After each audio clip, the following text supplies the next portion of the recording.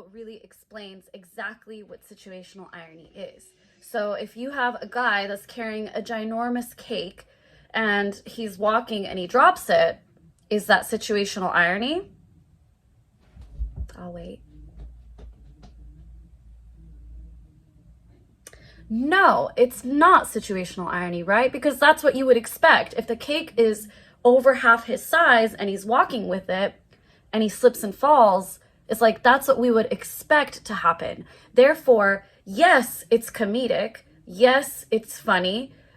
Yes, it kind of, for some reason, gives a sense of irony to people who don't exactly know what it is.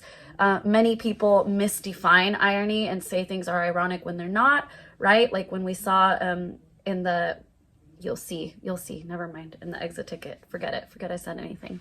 Okay, so before I complicate this anymore, let's move on. So if the guy was carrying the giant cake that was half his size, but he was wearing a medal that said National Cake Carrying Champion, and yet he fell, that is situational irony. Why?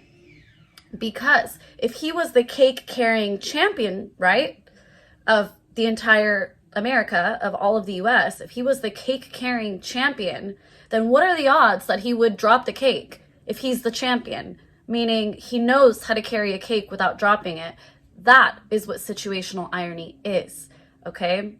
So situational irony is when the definition, the official definition, is when something happens that is unexpected or the opposite of what was expected, okay? So in the next slide, we're actually going to talk about how this applies to the story that we're reading, Shooting an Elephant, okay? That's what we're going to talk about, is how we can apply this concept of something that was not expected or the opposite of what is expected. How can we apply that to specific scenes in Shooting an Elephant and into colonialism, which is really what we're studying about during this unit, okay?